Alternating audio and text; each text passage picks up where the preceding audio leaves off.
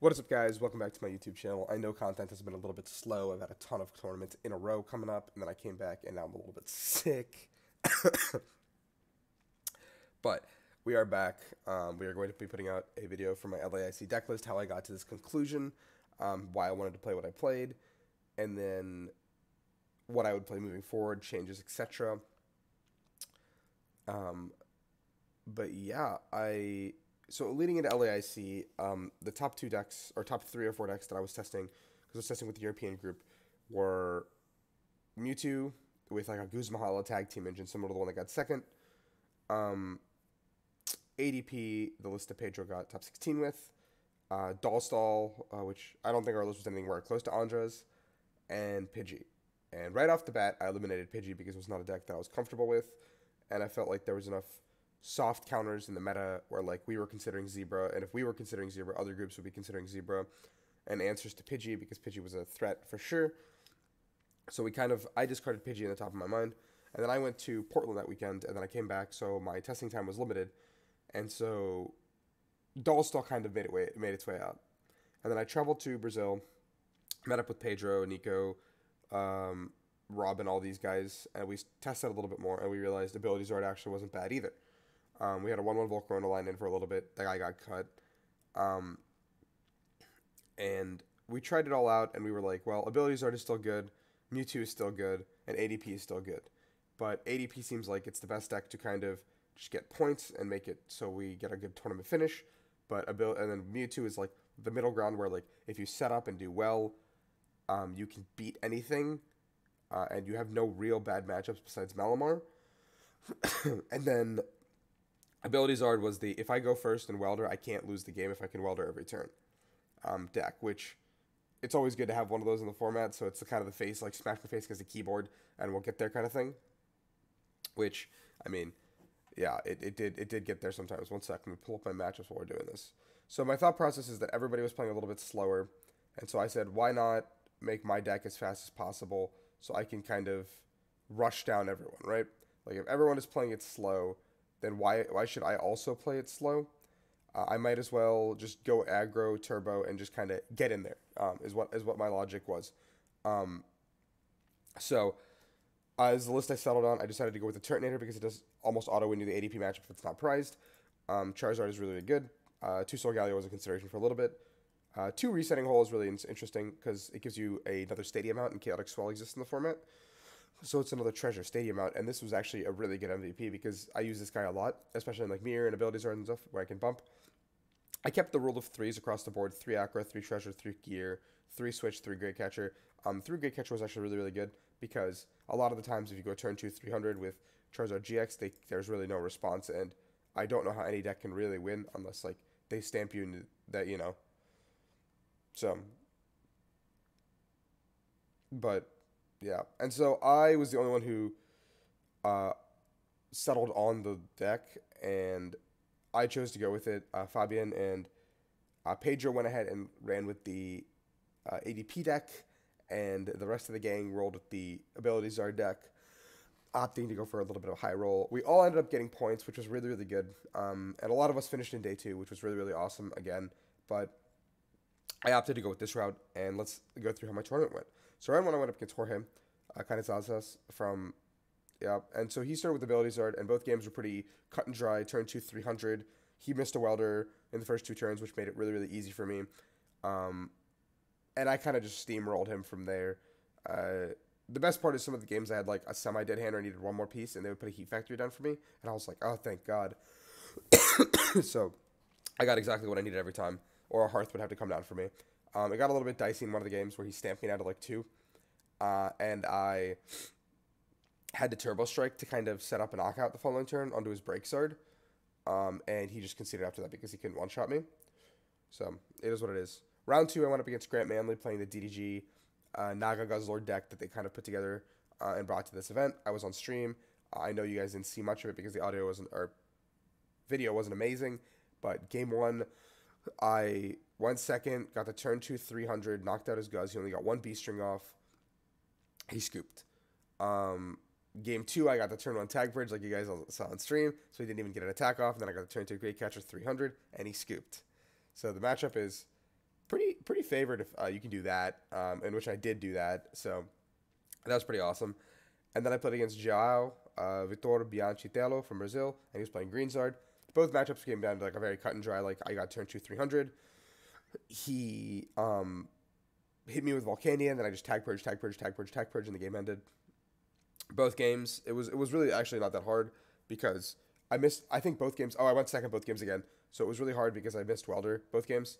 Turn one, but then I got a turn two, so I had to like dig a little harder turn one with the Denes and kind of go where I needed to go to find it. And once again, I had a quick 2-0 in my favor. I was feeling pretty good. Right before we went over with Francesco. And then, interesting note, actually, my round 4, 5, 6, 7, 8, and 9 opponents all made day 2. Every single one of my opponents from this point onwards was in day 2, which is really, really cool. Yeah, so I go up against Francesco playing ADP, and both games I got turn 2 300, and he scooped. Because he just said the matchup was unwinnable, and I put down a turret, and I balled it to the turret both times, and he just scooped because he knew the matchup was actually just unwinnable from that point onwards. Because I come up, blow up the Keldeo, and then I go back into the Mewtwo Turbo Truck out of the Turtonator, and the game ends one turn later. I'm just 1 or 2 turns too far ahead for the deck to keep up. He was playing a slow ADP version, similar to the one that Pedro was playing. You guys probably saw it. He did well on stream. Yeah, huge shout out to Francesco. Awesome opponent. So now I'm 4-0, feeling really good about myself. Go up against Alex Shemansky playing his Firebox Flareon deck. He goes first, game 1, gets the turn 2 300. I respond, but I'm 1 turn behind because he gets to go first. Game 2, I get to go first. I get the Great Catcher, Welder onto a new Mewtwo, knockout. He scoops. Game 3 comes down to actually a battle of inches because I prized this guy, so I couldn't 300 with him. I had to, in fact, actually 300 with him with Double Blaze. And when I did that, I didn't power up a second Mewtwo to knock out the Flareon, so he came up, popped me. I was down to 2 prizes because I already knocked out a Jirachi with Turbo Strike. And then he proceeded to go from 4 energy to 14 in the discard, pop me with Flareon GX, and I couldn't respond to the Flareon, which kind of sucked because I was 1 energy short of doing anything. I threw up my Mewtwo to give myself 1 more turn, but he had the 2 energies in the Victini, which is hard for me to hope that he doesn't have. So it was my first loss of the tournament. It was a little bit bittersweet, but it is the matchup of the Welder decks. That's when I first realized that my deck is a little bit slower than the Abilities Are deck, which I think is a common fact for last format as well. But yeah. Then I went up against Matthew Burris, who finished in the top 8 from Australia. He was playing Mewtwo as well. Both games I went second, and I just kind of popped off. And got the turn 2 300. He used Break Start at one point, and then I went double attach, or like Welder attach, stamp 230, knocked him out. I outraged at one point because he played 3 rainbows. He had to attach, so 230 became live again. And so the matchup was just a complete wash, and it just felt super easy. I did get a little bit lucky on both ends because my stamps were really good, and I played Tag Purge, and I knew he didn't play Nagata LGX after the first game, so I felt fine benching everything, and I could just snipe and set up perfect games. So now I'm 1 win away from making day 2. Feeling really awesome. I go visit Jorge Recabal. He's playing Ability Zard, and Jorge, both game 1, he like Welders on 2 energy onto a Jirachi. I knock out the like his active Jirachi, and then like I knock out the Jirachi, and then he scoops. And then game 2, he Welders onto a Dedenne, and then I proceeded to just kind of pop him from there. And both games were like kind of just like he didn't set up whatsoever with Welder. He like brought up a Heatran and like hit me for like 130 like turn 2, and then I just opted to go ahead and 230 him with Flare Strike, and then he like had no energy on the board. So it was just kind of weird, that series. And so now I'm 6-1. I'm in day 2, feeling pretty awesome. I go up against Rodrigo Quilba. All the other 6-1s are IDing. I have to tell my opponent to his face, no, I don't want to ID. Let's play. And it's Mewtwo Mirror. Game 1, I kind of set up literally near perfectly. He can't do anything about it. I blow him up turn 2 300. He misses the Welder turn 1, which gives me a huge edge. So I know he needs a turn 2. If he doesn't get the Welder, he loses the game. And both times I went Hearth, resetting Hole, and so I didn't even give him a Stadium. And he lost. Game 2, I watched as my opponent, I think he was a little bit tilted, treasured for a Latios, put the Latios down, attached the Psychic, Welder 2 onto it, switched into it with, I think he opened Marshadow as well, and then announced Tag Purge, and I just said, hey man, you don't have enough Pokemon in play. And then he scooped. Like immediately scooped. So, glad he got the ID and made it into day 2. But yeah, it is what it is. And I'm 7-1 now. I go up against Eder. Game 1, he wins because his abilities are going first. Game 2, I win. And then Game 3, it was really weird because I got 6 energies onto an active Mewtwo, 6 fires, but I had 0 attackers in the discard. And I was like, what the how does this even happen? How do I even get to this point where I have 6 attackers and, like, what?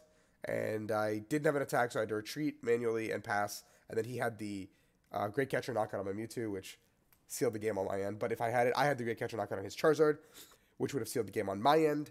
But it is what it is. So I go into day 2 feeling good at 7-2. My matchups are good. I'm feeling amazing about the day. I just have to not draw terribly, I think. Round 10, I go up against Fabian Puyol, playing the ADP list that we tested. Game 1, I win. Game 2, I brick. Game 3, I'm bricking again. And then it gets to a point where I have like a checkmate set up on board. And I bench a Mewtwo that I shouldn't have benched. And he brings it up and he's trying to stall it out. But I'm just waiting. And then I just go middle of the top 5. Yeah, with Macargo.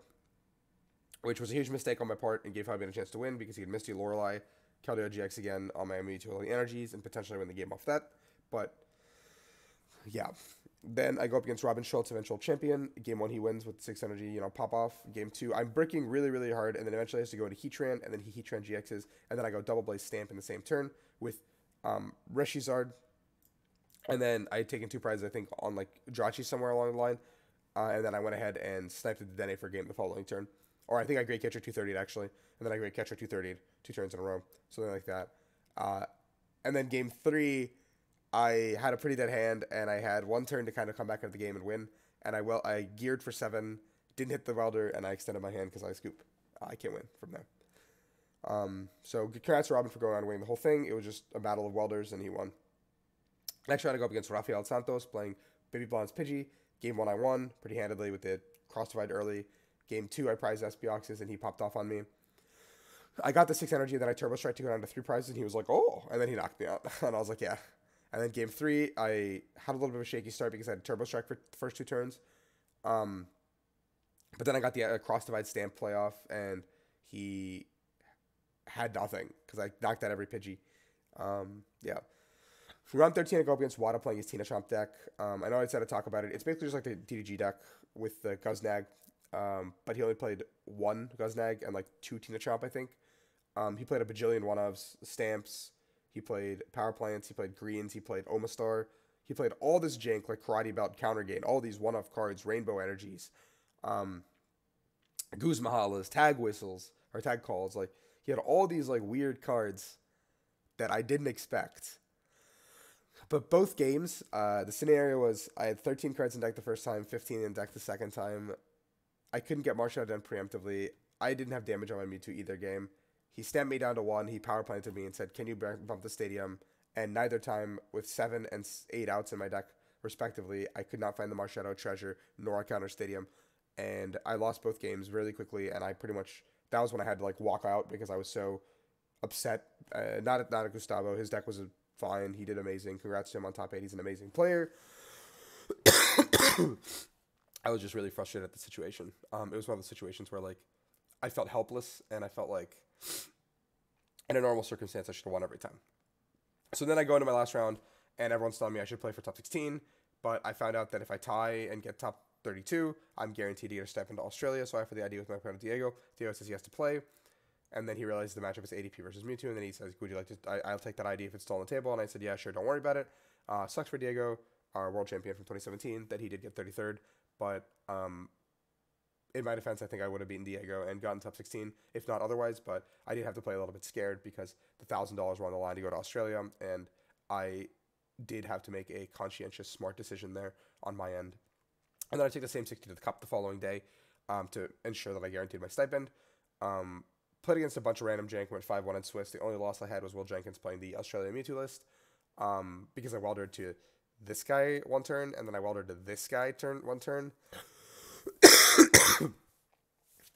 And I couldn't even tag purge because I didn't have enough Pokemon to play. So that was kind of embarrassing. It's not like I went for it. I just didn't have it. And then I proceeded to make cut, and then in top 8, I won game or lost game one against Ability won game two, and then game three he went Welder attached to the Charizard on the bench. I looked at my opening hand and I said, I don't really want to play anymore. The finals for Masters are starting, and I scooped and I went ahead because I already guaranteed my stipend, and so I went to go watch Robin play the finals, and really good. Congrats to Robin winning over Brian. Both are really good friends of mine, so it was awesome to watch a friends final. And then we went out to celebration dinner. Huge shout out to Robin for treating us again. Appreciate it. And the band will be together and for OCIC, so I'm really excited for that. But yeah, that's the list. I don't think I would actually change a single card from my list for the event. I think everything worked out the way I wanted it to work out. Maybe ERS gets cut. I don't know. It's a safety net, but I think it's just one of those cards that just having it felt really, really good. Every card that I played felt like it had a purpose, and felt like I did something across the tournament, and I felt like I couldn't have won games without it. Maybe you can go to 3 Mewtwo and play 1 low puff, but other than that, I don't really see another cut that could be made. But yeah, I think the list was just as perfect as I wanted it to be for the event. I don't think I could run this back again, purely because I think people will understand that I didn't play any weakness answers to Mewtwo, so Mewtwo, Malamar, everything that can hit me for weakness will exploit me completely. It was an all-in play. It was a play that I knew that I could either potentially win the tournament or potentially just get bodied. And I went in fully knowing that, and my game plan going into the tournament was not points; it was to win the event. So it is what it is. Thank you guys for watching. I will be streaming tonight at 8 p.m. Eastern Standard Time. I will be playing this list. I will be talking about it. I will be kind of running through my thought process. You can ask questions, hang out with me, whatever. I'll put out a couple lists that I think are really good for Daytona and San Diego coming up, because I know there's 2 regionals coming up before I head out. But thank you guys for watching. As always, like, subscribe, and I know I'm sorry about the lack of content. Been a little bit of a busy month for me, but I'll be back as soon as this tournament travel hectic schedule is done. So thank you so much.